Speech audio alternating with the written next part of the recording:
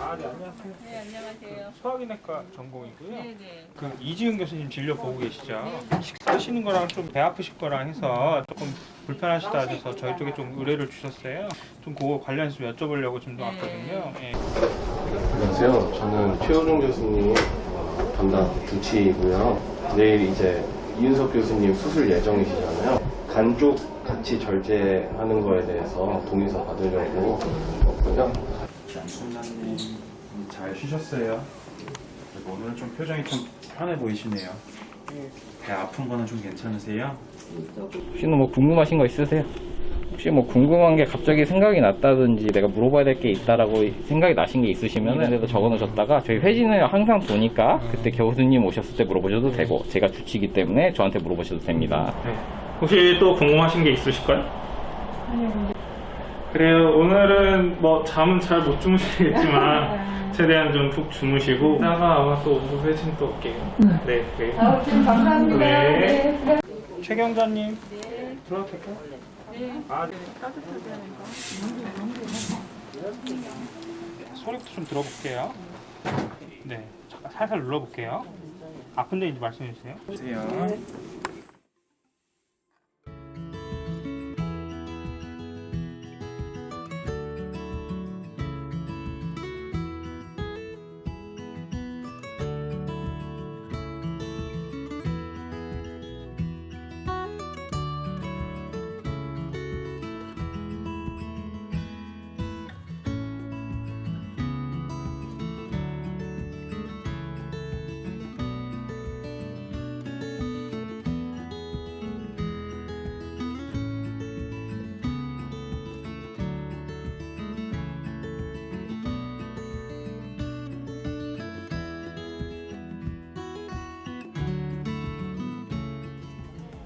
맞아요.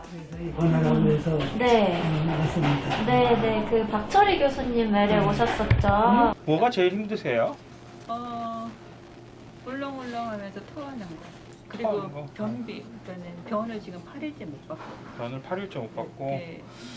그리고 더부룩한 거죠. 뭐 가스 차고. 가스 차고 더부룩하고 네. 맞아요. 그래도 이제 열도 안 나고 하니까 컨디션 훨씬 더 좋아지실 거예요. 통증 아픈 게 제일 힘드시죠? 그래도 잘 견디고 계시네요.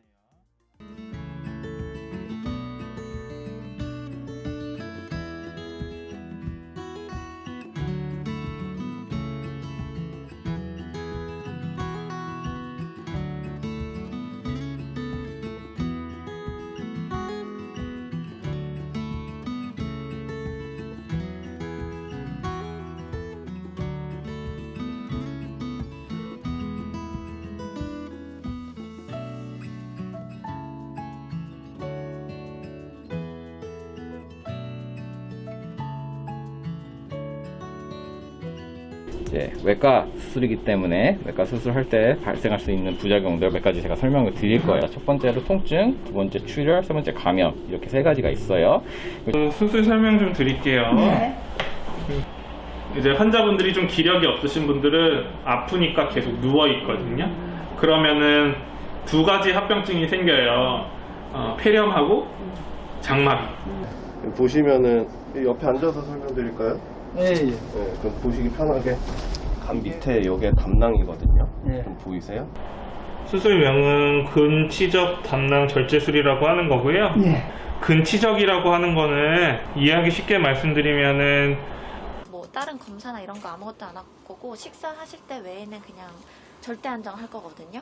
그래서 그렇게 해야 되는 이유가 여기가 이제 지혈이 잘 돼야 되기 때문에 혹시나 그럼 이제 진통제가 나오니까 너무 아픈 거 참으실 필요 없어요. 요거는 요거 눌러도 아프면은 또 진통제 추가로 드리기도 하니까는 아프면은 말씀하세요.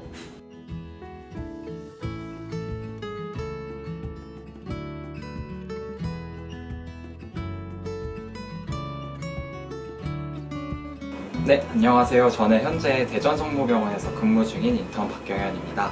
일단 먼저 의사가 되신 거 정말 축하드립니다. 이제 학생에서 인턴으로 생활할 것에 대해서 걱정도 많이 되시고 이제 설레는 마음도 있으실 텐데요. 이제 부족하지만 제 인터뷰가 여러분들께 조금이나마 도움이 되기를 바라면서 이제 시작하도록 하겠습니다.